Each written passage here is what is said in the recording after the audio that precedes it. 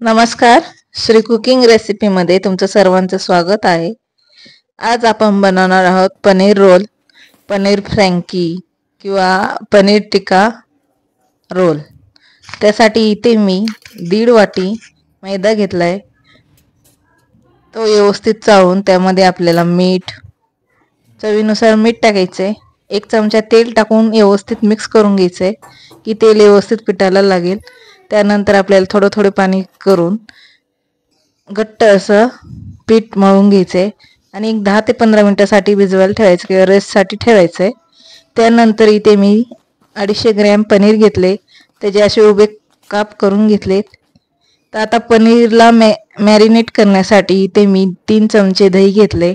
त्यामध्ये हळद, लाल तिखट, धने पावडर, लसूण अद्रक पेस्ट, त्यानंतर कसुरी मेथी, मीठ.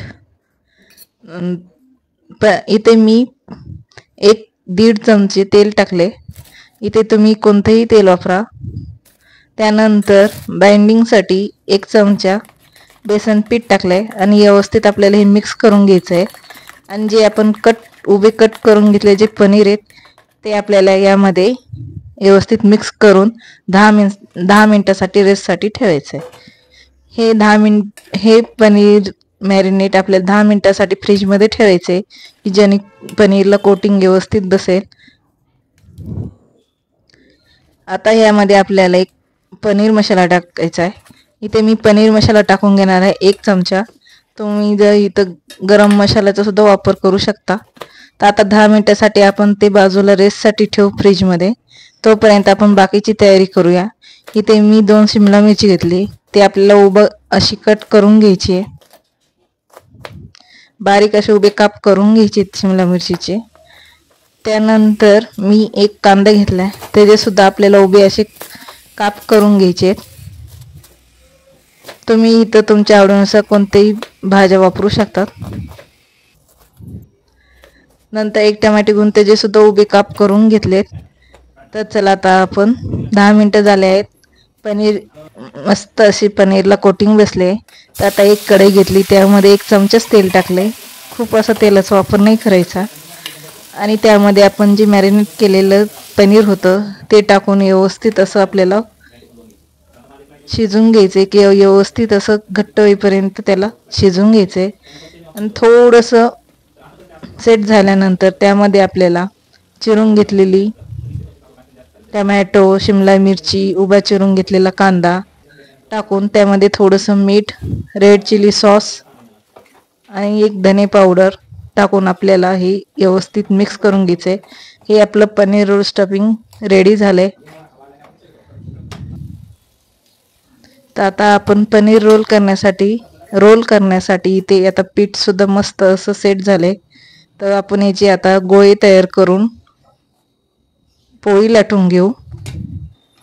तर तुम्ही रोटी तयार करतात किंवा पोळी लाटतात तशी लाटली तरी चालेल, पण अशा पद्धतीने लाटल्यामुळे पनीर रोल खायला खूप छान वाटतात. तर आता आपण 1 चपाती लाटून घ्यायची, त्याला थोडंसं तेल लावून मैदा थोडंसं टाकून रोल तयार करून घ्यायचा आहे.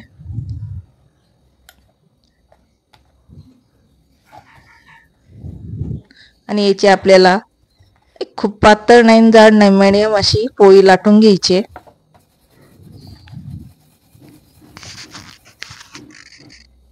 बघा इथे एवढ्या आकाराची किंवा एवढ्या साईजची पोळी लाटून घेतली. खरपूस अशी भाजून घ्यायची. तुम्ही हे पीठ मळताना अर्धा मैदा अर्धा गव्हाचं पीठ वापरू शकता आणि पूर्ण गव्हाचं पीठ वापरलं तरी चालेल. तर आपण ही मस्त अशी खरपूस ही पोळी भाजून घ्यायची आणि वरतून थोडंसं बटर, तूप किंवा तेल सुद्धा लावू शकतात. आणि मस्त असे पोळी आपली इथं भाजली आहे. तर अशाच प्रकारे राहिलेल्या सर्व पिठाची मी पोळी लाटून घेते.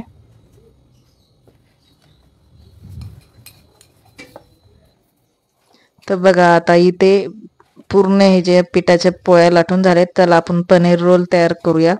त्यासाठी जी पनीरची स्टफिंग तयार केली ती 1 पोळीवर टाकून घेणार आहोत आणि ह्याचा आपल्याला रोल तयार करून घ्यायचा आहे.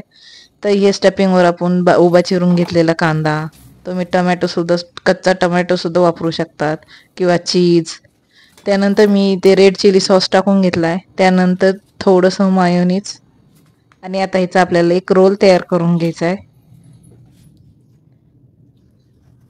तर तुम्ही कधी स्वयंपाकाचा कंटाळा आला असेल किंवा भाजी पोळी रोज रोज खायचा कंटाळा येतो, तर अशा प्रकारे पनीर रोल किंवा असे रोल तयार करून तुम्ही मुलांना किंवा आपण स्वतःला खायला सुद्धा खूप छान लागतात.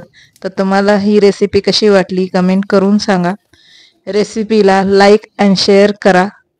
चॅनलला सबस्क्राईब करा. थँक्यू. Bye bye.